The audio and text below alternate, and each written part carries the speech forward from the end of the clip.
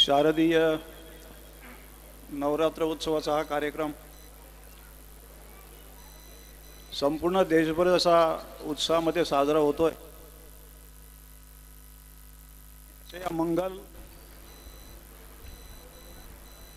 प्रसंगी या कर्जतच्या इतिहासामध्ये कायम स्वरूपाची नोंद होईल अशा तऱ्हेच्या या संधी क्षेत्रामध्ये आपल्या नावाचा आणि कार्यक्रमाचा ठसा उमटवणारा एक हिरा म्हटलं तर वावगं ठरणार नाही। अशा या हिऱ्याचं स्मारकाचं आज लोकार्पण सोहळा ज्या कार्यसम्राट आमदारांच्या हस्ते आज पार पडतोय ते आमदार महेंद्रशेठ थोरवे, आयुष्यभर ज्यांनी आराधना केली गजानन बुवांच्या मार्गदर्शनाखाली ते धाकटे बंधू रंभाजी बुवा पाटील, स्मारक समितीचे अध्यक्ष दीपक बुवा, वसंतराव भोईर, संतोष भोईर, भाई गायकर, मनोहर शेठ, शिवराम बदे, सुनील गोगटे, बुवांचे चिरंजीव त्यांची मालिका पुढे नेणारे प्रसाद बुवा, बुवांचे सर्व कुटुंबीय, बुवांचे सर्व चाहते आणि पत्रकार मित्रांनो, कर्जतचे आमदार फार हुशार निघाले वसंतराव।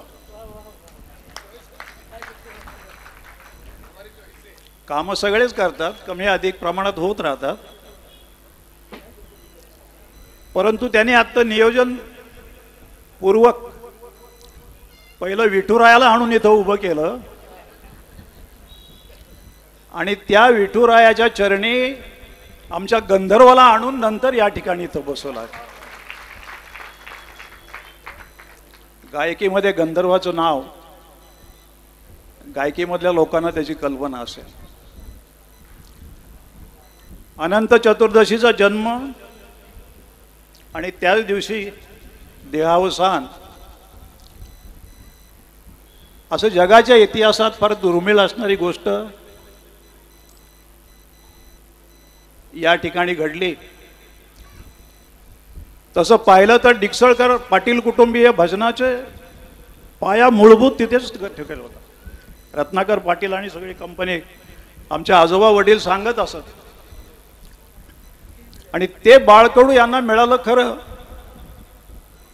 मला आठवतंय आंबोणे वाड्यातलं ती लहानशी खोली, कारण शेजारी आमचे शिंदे वकील राहत होते, ते आमचे काँग्रेस सहकारी त्यावेळेचे। 44 वर्षापूर्वीची गोष्ट आहे, 45 वर्षापूर्वीची। शिंदेंकडे गेलं की बाजूला बुवांकडे मग जरा गप्पा टप्पा बाकी सगळ्या गोष्टी होत असत।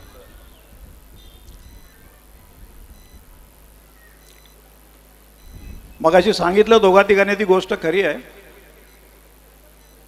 इतका महान कलाकार असून सुद्धा ज्याला अभिमान गर्वाचा कधी स्पर्श झाला नाही, कधी बडेजाव बतावण्या त्यांनी केल्या नाहीत। मला आठवतं त्यांचे अभंग काय काय, आता वसंतरावांनीच आता काय काय सांगितलं। परिमळाची धाव भ्रमर ओढी तैसी तुझी गोडी लागे मज, सुवर्ण आणि परिमळ, हिरा आणि कोमल, चिताऱ्या नुसता शब्द तोंडातून काढला का लाखो लोकांच्या टाळ्या तिथं त्याच्या आवाज येत असत। चित्रे काढे भिंतीवरी। मग हे अभंग यापूर्वी नव्हते का? गवळणी नव्हत्या का? कान्होबा तुझी घोंगडी सांगले आम्हाला का दिले वांग, पूर्वी पण होत्याच, पण त्याला मूर्त स्वरूप दिलं ज्यांनी गायलं। आणि नुसतं गायलं नाही, कारण गाणं एक वेळ सोपं आहे, पण त्याला अवीट अशी गोडी असलेली चाल लावणं हे एक संगीतकारच करू शकतो, दुसरं कोणी करू शकत नाही। आणि त्या संगीतकाराचं सगळं मर्म त्यांच्या डोक्यामध्ये होतं। कुठल्या तरी एक मराठी चित्रपटाला त्यांनी संगीत दिल्यास हां मध्ये कोणीतरी पोस्ट टाकली होती, मी चेअरमन बोलतोय. हे सोपं नाही, पण गंमत अशी की त्यावेळेला प्रसिद्धीची फारशी साधनं उपलब्ध नव्हती. इलेक्ट्रॉनिक मीडिया फारसं काही नव्हतं. रेडिओवर त्यांची नभोवाणीवर काही भजनं आम्ही ऐकलेत. शेवटी टी व्हीवरची काही भजनं पण कार्यक्रम त्यांचे शेवटी बघायला मिळाले. पण असा संगीतातला हा एक महान कलाकार आज आपल्यातून जरी गेला असला तरी आपल्या कामाने, त्यांच्या कार्याने, आपल्या गुणाने त्यांनी कायमस्वरूपी एक साठा असा आपल्याला ठेवून दिलेला आहे.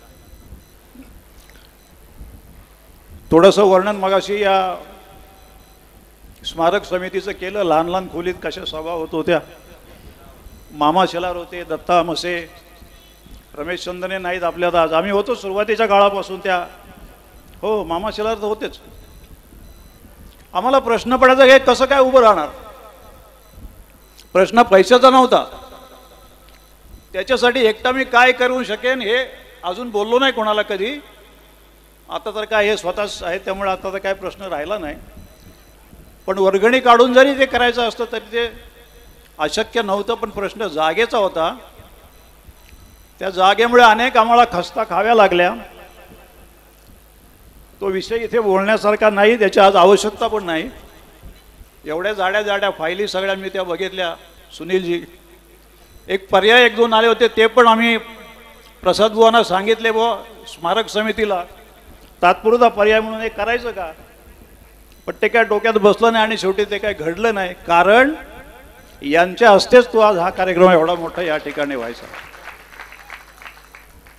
अशा या महान कलाकाराचं सुदैवाने आज प्रसाद बुवा त्यांची परंपरा चालवत आहेत. शैलाताई काय, संगीताताई काय आणि वांजळेताईं तर कायमच त्यांचा वारसा घेतलेला आहे. आणखीन एक गोष्ट तुम्हाला सांगण्यासारखी, कदाचित सगळ्यांना माहीत नसेल. जिल्हा पातळीवर एक कमिटी कुठेतरी सांस्कृतिक, सहज आमदारांचं माझं काहीतरी बोलणं चालू होतं. म्हणलं असा एक विषय आहे. म्हणलं आपल्या ताईंचं नाव घेतलं तर बरं होईल. दुसऱ्या सेकंदाला ते नाव लिहिलं गेलं, कलेक्टर साहेबांकडे गेलं आणि आज ते जिल्ह्याच्या कमिटीवर, त्या सांस्कृतिक कमिटीवर आमच्या ताई काम करत आहेत. अशा तऱ्हेचा हा वारसा. संगीताचा जेवढं बोलू तेवढं थोडंच आहे. आमच्या कुलकर्णींनी बराच वेळ घेतला त्याच्यावर, मी आता तपशिलात जात नाही. रंभाजी बुवा एक भजनाचे मला हे आठवण आहे. अनायसा शिरीष दिघे या ठिकाणी आहेत. आपल्या वडिलांच्या 13व्याच्या आदल्या दिवशी रात्री जे भजन झालं होतं दैवलीला, रात्री 3-3:30 वाजले. मनुष्यट असते तर सामील झाले असते त्यावेळेला त्याच्यामध्ये. राम तात्या होते कुसरीवाजे, सूर्याजी अण्णा होते, वारकरी पंथ दोन्ही बाजून चालवणारे. अतिशय आजही ते भजन माझ्या जसं कानात गुंज घेतं आजही. आणि शेवटी मग भैरवी ज्येष्ठत्वाच्या नात्याने यांनी घेतली आणि तो कार्यक्रम संपला. प्रकृती बरी नसताना आज या कार्यक्रमाला आवर्जून यावंसं वाटलं म्हणून हजेरी लावली. हे कुटुंब आमचं कौटुंबिक नातं तर आहेच. संगीताची आवड आहे, भजनाची आवड आहे. मी कुठलाही भजनाचा कार्यक्रम जिथं शक्य असेल, दीपक बुवा सांगतील, मी चुकवत नाही. पण या लाडक्या कलाकाराचं एक भव्य दिवस स्मारक या ठिकाणी उभं राहते. त्याचं सुरुवातीपासूनचा साक्षर असलेला मी या ठिकाणी हजर राहावं, त्यांचं कौतुक पुन्हा एकदा करावं, आपल्या सगळ्यांचं दर्शन घ्यावं, याच हेतूने या ठिकाणी मी आलो. आपल्या सगळ्यांचं मनपूर्वक शब्दात आभार व्यक्त करतो. आणि आयोजकांनी या ठिकाणी बोलावलं, प्रेमाने बोलायची संधी दिली, त्याबद्दल त्यांचा आभार व्यक्त करून मी माझे 2 शब्द संपवतो. जय हिंद, जय महाराष्ट्र. अत्यंत मृदू शब्दामध्ये बंधू बोलतात. आणि यानंतर आपल्याला ऐकण्याची वेळ आहे ती ज्यांच्या संकल्पनेमधून आपलं कर्जत आधी सुंदर होतं ते आता सुंदर कसं दिसतं हे ज्यांनी बघितलं आणि साकार केलं